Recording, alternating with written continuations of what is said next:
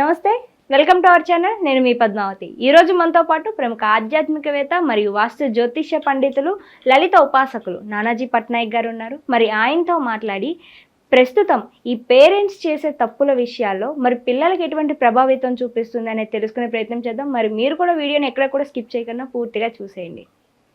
నమస్కారం గురువు గారు. శ్రీమాత్రే నమః. ఈ గ్రహమైన పిల్లల మీద కానీ లేకుంటే ఏదైనా చూసుకోవాలన్నప్పుడు కానీ ఏదైనా ప్రభావితం చూపిస్తుంది అన్నప్పుడు పేరెంట్స్ పిల్లలు చేయని రెమెడీస్ని పేరెంట్సే చేస్తూ ఉంటారు. అలాంటప్పుడు ఈ రెమెడీస్ పాటించినప్పటికీ కూడా అది పిల్లలకి ఫలిస్తుంది అంటారా, లేకుంటే ఆ రెమెడీస్ని పేరెంట్స్ పాటించడం వల్ల అది ప్రభావితం కాకుండా ఎటుకు కాకుండా మిగిలిపోతుంది అంటారా? చాలా మంచి ప్రశ్న వేశారమ్మా. ఇక్కడ 2-3 అంశాలు చెప్పారు మీరు. యాక్చువల్గా ఒకటి పేరెంట్స్ చేసే తప్పులు అన్నారు. పిల్లలు రెమెడీస్ చేయలేనప్పుడు లేదా చెయ్యనప్పుడు మేము చేసేస్తామని వీళ్ళు చేస్తుంటారు. ఇది ఎంతవరకు పనిచేస్తుంది?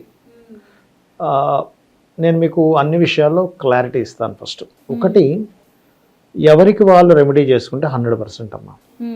పేరెంట్స్ చేస్తే వాళ్ళు చేసే దాన్ని బట్టి 10 to 20% వరకు ఫలిస్తుంది. బయట ఎవరో ఫ్రెండ్స్, దానాలు వేరు. మళ్ళీ దానం పేరెంట్స్ చేయొచ్చు, ఫ్రెండ్స్ చేయొచ్చు, భార్యకు భర్త, భర్తకు భార్య అని చేసుకోవచ్చు, తల్లిదండ్రులకి పిల్లలు, దానం వాళ్ళ పేరు మీద ఇవ్వచ్చు. అది ఖచ్చితంగా వాళ్ళకి పూర్తిగా పనిచేస్తుంది. కానీ కొన్ని నామస్మరణలు ఉంటాయి. ఇప్పుడు ఉద్యోగం రావట్లేదు, లేదా బాగా చదవటం లేదు, అనారోగ్య సమస్యలు ఉన్నాయి, ఇట్లా కొన్ని ఉంటాయి పిల్లలకి. అప్పుడు తల్లిదండ్రులు చేసేస్తుంటారు. మనం తల్లిదండ్రులని ఏమంటే మీ అబ్బాయో మీ అమ్మాయినో వాళ్ళకి చెప్పాలండి అంటే, అబ్బా వాళ్ళు నమ్మట్లేదండి, వాళ్ళు నమ్మడం మానేశారండి. అసలు ఇవి ఎందుకు జరుగుతాయి? ఎప్పటి నుంచి నమ్మట్లేదమ్మా అంటే 15 ఏళ్ళ వరకు బాగా నమ్మేవారండి, ఇంటర్ వరకు బాగా నమ్మేవారు, దాని తర్వాత నమ్మట్లేదంటే అంటారు. ఎందుకు జరుగుతుంది ఇది అంటే, ఇక్కడ మనం ఒక విషయం అర్థం చేసుకోవాలి. ఎక్కడో పిల్లలు ఒక ఇంటర్లోనో 10th నాకు ఈ ర్యాంక్ కావాలి అని దేవుణ్ణి కోరుకుంటారు. అది వీళ్ళు అనుకున్నంత రాదు, ఎక్కడో తగ్గుతుంది. అరే నేను అనుకుంది రాలేదు కాబట్టి నేను దేవుణ్ణి నమ్మను అంటారు. లేదా ఉద్యోగం ఫలానా దాంట్లో నాకు ఉద్యోగం రావాలి అని అనుకుంటారు, అది రాకుండా ఇంకోటి ఏదో వస్తుంది. అటు నేను దేవుని మనం నమ్మడం మానేస్తాను. అమ్మ నువ్వు నమ్మితే నమ్ముకో, నాన్న నువ్వు నమ్మితే నమ్ముకో, నేను మాత్రం నమ్మనని అసలు. పాపం వీళ్ళకి తప్పదుగా తల్లిదండ్రులుగా. ఎందుకంటే తల్లిదండ్రులకి ఎప్పుడు బిడ్డలు బాగుండడం కావాలి కాబట్టి తల్లిదండ్రులు ఈ రెమెడీస్ చేస్తూ ఉంటారు. నేను ఇలా అనే వాళ్ళకి ఒకటే చెప్తాను, అమ్మ మీకు దాహం వేసింది, లేకపోతే మీ అబ్బాయికి దాహం వేసింది, మీరు నీరు తాగితే మీ అబ్బాయికి దాహం తీరుతుందా? తీరదుగా. అలాగే ఇప్పుడు మీ అబ్బాయి జాబ్ చేస్తున్నాడు అనుకోండి, ఎక్కడైనా మీ అబ్బాయి జాబ్ చేస్తున్నప్పుడు మీ అబ్బాయికి ఇవ్వాల్సిన జీతం మీ అబ్బాయికి ఇవ్వకుండా పక్కనున్నోడికి ఇచ్చేస్తుంటే మీ అబ్బాయి ఒప్పుకుంటాడా? మరలా ఒప్పుకోనప్పుడు పక్కోళ్ళు చేసేస్తే నాకు వచ్చేయాలనుకోవడం ఎంతవరకు కరెక్ట్? లాజిక్ కదమ్మా.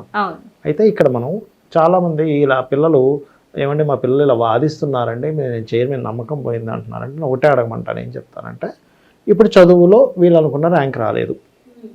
భగవంతుడు ఏమైనా నువ్వు అంతంత మాత్రం చదివినా నీకు 100 మార్కులు వేస్తాను అని ప్రత్యక్షమై నీకు ఏమైనా హామీ ఇచ్చి ప్రామిసరీ నోట్ ఏమైనా రాశాడా? ఏదైనా శాస్త్రంలో చెప్పాడా? భగవద్గీతలో చెప్పాడా? వేదాల్లో చెప్పాడా? ఏమైనా చెప్పాడా? చెప్పలేదుగా.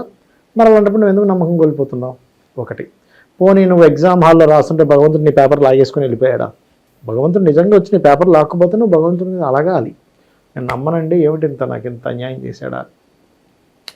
ఇప్పుడు కొన్నిసార్లు మనం కష్టపడుతున్నా రాదు. ఎవరైనా అసలు ఈ భూమి మీద ఏమంటే కష్టపడుతున్నా రావట్లేదు కాబట్టి నేను కష్టాన్ని నమ్మను అని ఎవడైనా అంటాడా? ఎందుకన్నాడు? ఒక్కసారి ఎప్పుడో ఫెయిల్ అయ్యేసరికి మాత్రం నేను దేవుణ్ణి నమ్మను.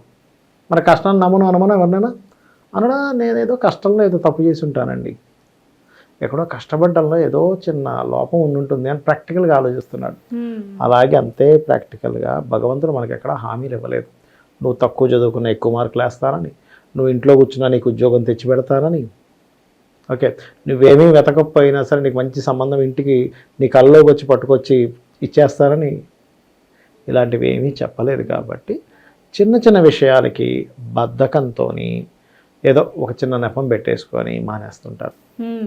పిల్లలకి ఇవి చెప్పాలి, ముఖ్యంగా తల్లిదండ్రులు. ఎలా అంటే, ఒక పిల్లవాడు తల్లి కొడుకు ఉన్నారమ్మా, వీళ్ళిద్దరూ చిన్నప్పటి నుంచి తండ్రిని చూడలేదు. పిల్లాడు తండ్రి ఎక్కడికో సౌదీ కంట్రీస్కి ఎక్కడికో వెళ్ళిపోయాడు. అక్కడ ఒక 10 సంవత్సరాలు 15 సంవత్సరాలు అక్కడే బ్లాక్ అయిపోయాడు. అక్కడి నుంచి కాకపోతే ధనం పంపిస్తున్నాడు. అప్పుడు తల్లి ఏం చేస్తుంది, నాన్న మన ఇద్దరికి మనం ఇప్పుడు ఫుడ్ తింటున్నావంటే, నువ్వు చదువుకుంటున్నావంటే, నీకు బట్టలు కొంటున్నావంటే ఇవన్నీ ఎక్కడి నుంచి వస్తున్నాయి తెలుసు, ఇది కూడా నాన్నగారు అని వీడియో కాల్లో చూపించడమో ఫోటో చూపించడమో చేస్తుంది. నాన్న నాన్న రాగానే ఏం చేస్తాడు, పిల్లడు గుర్తుపడతాడు, నాన్న దగ్గరికి వెళ్తాడు. అలాగే ప్రతి తల్లిదండ్రులు కూడా మనం కష్టపడుతున్నాము, కష్టపడడానికి వచ్చే శక్తి ఎక్కడి నుంచి వస్తుంది, నువ్వు కష్టపడుతున్నావు, నువ్వు కష్టపడడానికంటూ ఒక శక్తి ఉందిగా, నీకంటూ ఒక ఆలోచన శక్తి, నడవడానికి శక్తి, మాట్లాడడానికి శక్తి, తినడానికి లోపల అరిగించే శక్తి భగవద్గీతలో చాలా స్పష్టంగా చెప్పాడు ఆయన. మీరు భుజించు భక్ష్య భోక్ష్య లేక్ష్య పదార్థాలని నేను జీర్ణము చేయుచున్నాను అన్నాడు. లోపలుండి ఆయన జీర్ణం చేస్తున్నాడు అన్ని. అరగకపోతే పరిస్థితి ఎలా ఉండదు మనకు తెలుసు. ప్రతిదీ ఆయన చేస్తున్నాడు. కృతజ్ఞతతో చేసుకుంటూ ఉండాలి పూజల్ని అనేటువంటిది పిల్లలకి తల్లిదండ్రులు చెప్పాలి. అలాగే తల్లిదండ్రుల మాటలు పిల్లలు ఎప్పుడు వినరు అంటే, తల్లిదండ్రులు గొడవలు పెట్టుకుని ఉంటారు. మీరు గమనించండి, ఇళ్లలో పిల్లలు చూస్తూ ఉంటారు. ఆ గొడవ నేను రావద్దు అనట్లే, ప్రతి ఇంట్లో ఏదో గొడవ వస్తుందమ్మా. గొడవ లేనటువంటి జీవితం ఎవరితో ఎవరికి అసలు గొడవ లేకుండా సాగదు. ఎక్కడో దగ్గర ఫ్రెండ్తోనో తల్లిదండ్రులతోనో బంధువులతోనో ఎక్కడో దగ్గర వస్తుంది. కానీ ఆ గొడవ అర్థవంతంగా ఉండాలి. అంటే పిల్లలు చూస్తున్నారు, అబ్జర్వ్ చేస్తున్నారు. ఈ పిల్లలు ఇదా జీవితం, పెళ్లి చేసుకుంటే ఇంత గొడవలు పడాలని ఎలా ఉండకూడదు. ఒక మీనింగ్ఫుల్గా వినే పిల్లడికి నాలెడ్జ్ వచ్చేలా ఉండాలి గొడవ.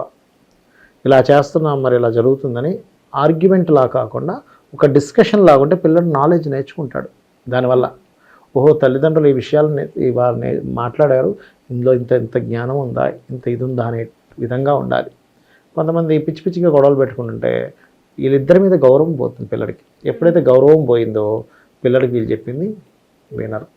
ఇలా కొన్ని కేసెస్ ఏమవుతుందంటే అసలు వాళ్ళకి ఏ ఫెయిల్యూర్స్ అవ్వవు ఏం కావు, కానీ కొంత టైంలో సడన్గా వాళ్ళు మానేస్తారు. ఎందుకు మానేస్తారంటే వాళ్ళకి ఆధ్యాత్మిక యోగం అనేటువంటిది ఒకటి ఉంటుంది.